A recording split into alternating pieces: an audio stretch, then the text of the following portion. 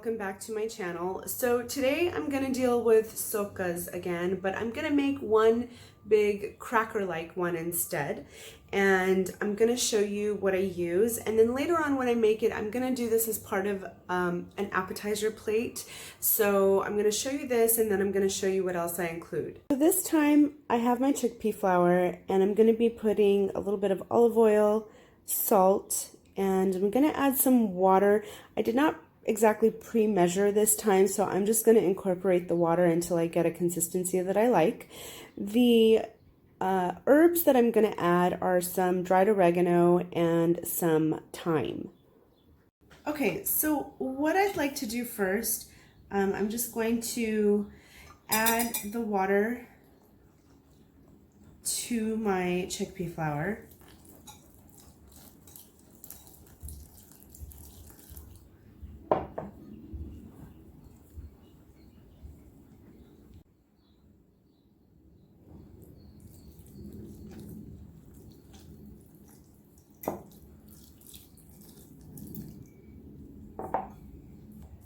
And then once I have a consistency that I like, I do want to whisk this really well.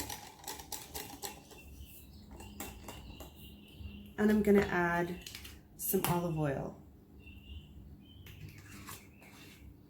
You don't need a lot, maybe a couple of teaspoons. I'm going to add a little bit of salt. Incorporate that. And this time the consistency is a little bit looser.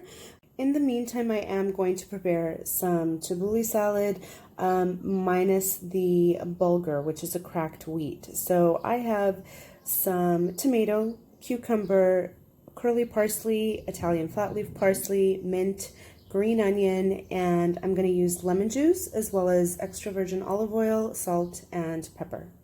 And here's my tabbouleh salad that I've mixed up, and this is actually a really good make ahead as well. Have everything combined together and then leave it in the fridge to marinate, I would say also a couple of hours before eating. I went ahead and added a little bit of chili flake for some heat, but that is optional. Okay, so I am preheating my oven to 475. You can also do 500 degrees. And I will be putting this huge comal in it to preheat. But I'm going to get that up to temperature first, and then I'm going to put this in to preheat the cast iron. This is super heavy. It is a cast iron comal. So it's, I want to say, I don't know, maybe 10 pounds. You know, it's actually a really good piece. This one's by Lodge. I will try to find it if you're interested below. It will outlive your great-grandchildren. The other thing that I want to do with this is add my dried herbs. So I'm using a mixture of oregano and thyme, but you can also do rosemary, or any other herb that you like. If you wanted to do parsley, basil, whatever you'd like.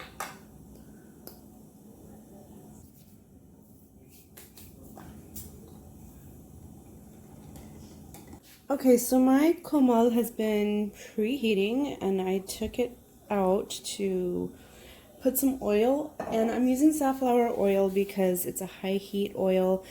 The cast iron gets extremely hot, so please use some caution when you're doing this. And I'm going to use a paper towel just to kind of make sure that the oil is spread. And then I'm going to pop this back in the oven for about 5 minutes or so, maybe 5 to 10 minutes. Then after the oil has heated, you're going to pour carefully, kind of like a really big pancake batter. And this is going to go back into the oven to cook. So first what you'll do, you're going to kind of swirl it around a little bit. Again, being really careful for the oil not to spill. You don't want a grease fire. So I have just taken this out of the oven. I do want to sprinkle it with some salt while it is hot. And then I'll just let this rest until I put the rest of my platter together. So when it comes to like a mezze platter or an antipasto platter, you can basically put whatever you prefer. I'm doing definitely more of a Mediterranean theme tonight. So, you know, obviously I've made the tabbouleh. I do have some hummus. This is from the store. I did not make it myself this time. And then I have some chopped vegetables and some almonds, and I'm just gonna show you. So I found these grape leaves at Trader Joe's. These are, quinoa stuffed. Don't even know what they taste like, but let's see. And then before you serve up the tabbouleh or the parsley salad, you do want to stir this around a little bit so that you can redistribute the dressing.